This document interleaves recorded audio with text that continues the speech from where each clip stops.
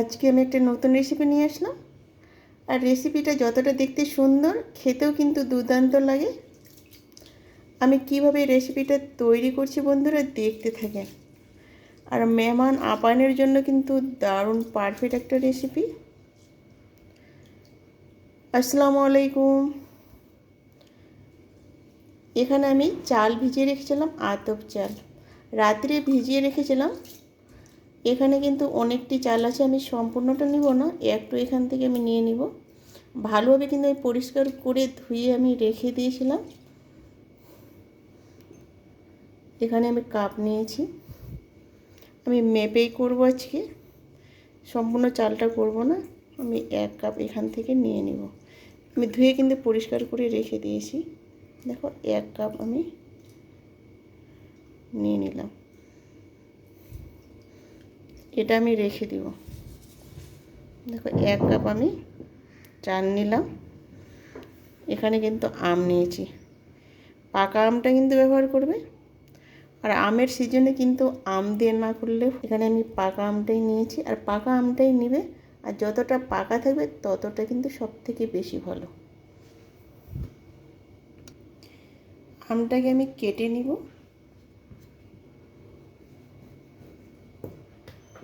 দেখো ভিতরে কিন্তু লাল হয়ে আছে, পেকে গেছে। আমটা কিন্তু অনেক মিষ্টি আম। দেখো এইভাবে কিন্তু আমি ছাড়িয়ে নিব।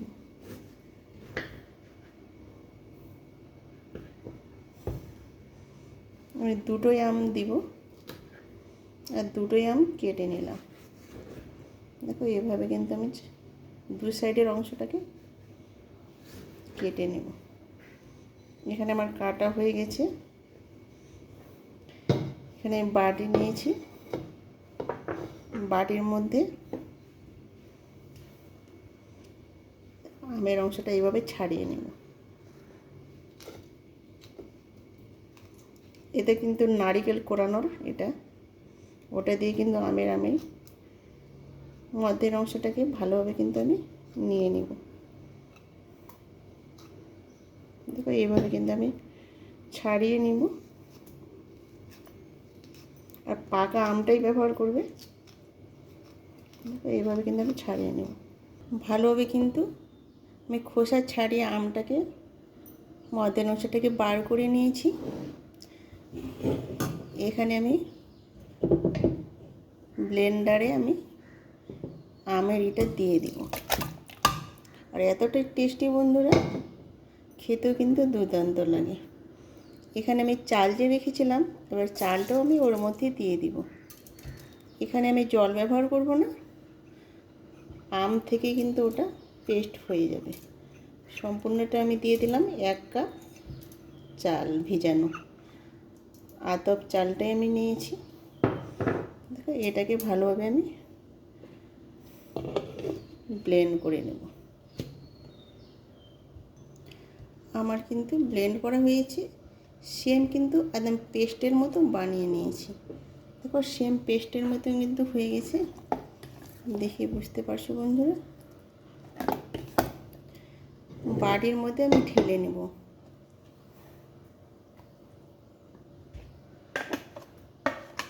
এখানে কিন্তু আমি জল ব্যবহার করিনি, আম থেকে যে রসলাটা ছিল ওটা থেকে কিন্তু আমার হয়ে গেছে, একটু আমি জল ব্যবহার করিনি। আমি সম্পূর্ণটা ঢেলে নিয়েছি। আর একটা কিন্তু বেটারের মতো কিন্তু হয়েছে, আর একটু ঘন করতে হবে। দেখেই বুঝতে পারছো বন্ধুরা কিভাবে আমি বেটারটা হয়েছে।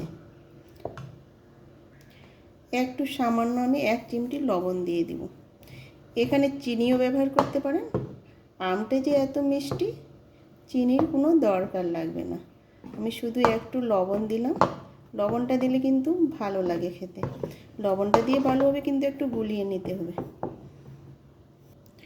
এখানে একটু আমি খাবার সোডা দিয়ে দিব।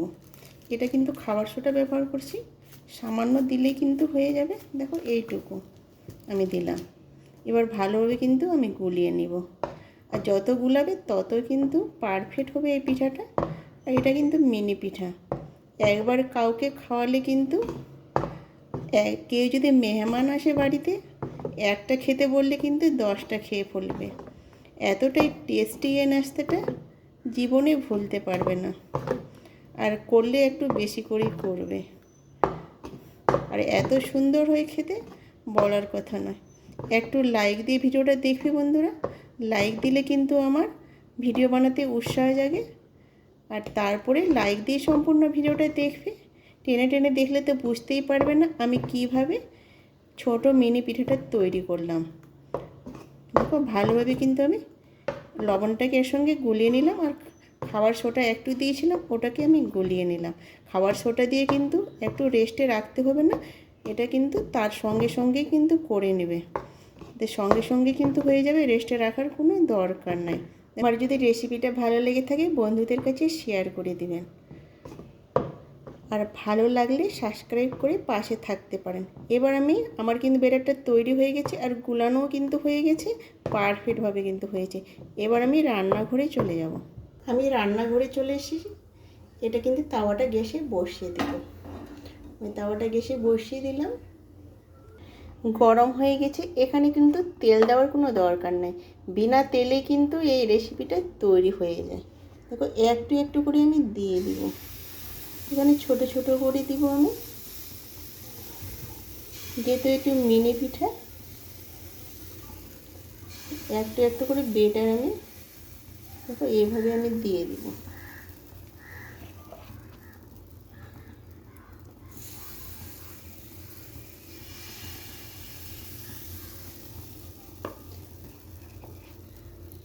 দেখো সবগুলো একটু একটু করে আমি দিয়ে দিব গোল গোল করে।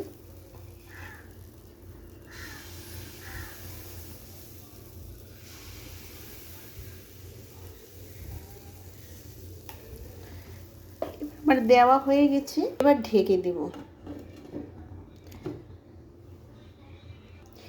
এখানে একটু আমি ছিদ্রটাকে একটু বন্ধ করে দেব। এটা কিন্তু হালকা মিডিয়াম আছে কিন্তু জাল দিতে হবে। আর বেশি, যেহেতু আমি তেল দিইনি, হালকা আছে কিন্তু এটা ভাপিয়ে নিতে হবে আর সিদ্ধ করে নিতে হবে। বেশি জাল দিলে কিন্তু হবে না, নাহলে নিচের তলাটা পুড়ে যাবে। আমি শুধু 1 মিনিটের মতো রাখবো। 1 মিনিটও থাকবে না, অত 1 মিনিট থেকে কমই থাকতে পারে। আমি ফিরে আসলাম। এখানে কিন্তু আমার 1 মিনিট থেকেও কম লেগেছে সময়। দেখো আমি তুলে দেখাচ্ছি কিভাবে হলো, পারফেক্টভাবে কিন্তু হয়ে গেছে। দেখো সুন্দরভাবে কিন্তু হয়ে গেছে, আর ফুলে গেছে, উপরের অংশটা কিন্তু ফুলে ফুলে গেছে, আর সুন্দরভাবে সিদ্ধ হয়ে গেছে। একটা আমি তুলে দেখাচ্ছি কতটা জালিদার হয়েছে বন্ধুরা, দারুণ হয়েছে জালিদার, দেখেই বুঝতে পারছেন। এভাবে কিন্তু আমি সবগুলো বানিয়ে নেব। সবগুলো কিন্তু আমার তৈরি হয়ে গেছে, আর কতটা সুন্দর হয়েছে আর কতটা জালিদার হয়েছে, দারুণ হয়েছে বন্ধুরা। আর অতিথি আপ্যায়নের জন্য পারফেক্ট এটা রেসিপি। একটা খেতে বললে কিন্তু অতিথি 10টা খেয়ে ফেলবে, এতটাই টেস্টি এই পিঠা রেসিপিটা। এটা মিনি পিঠা, আর দেখতে যতটা সুন্দর, খেতেও কিন্তু দুর্দান্ত লাগে। আম শেষ না হতে হতে কিন্তু এইভাবে ঝটপট করে একবার বানিয়ে নিন, না হলে পস্তাতে হবে। এখানে ভিডিওটা শেষ করলাম। আল্লাহ হাফেজ।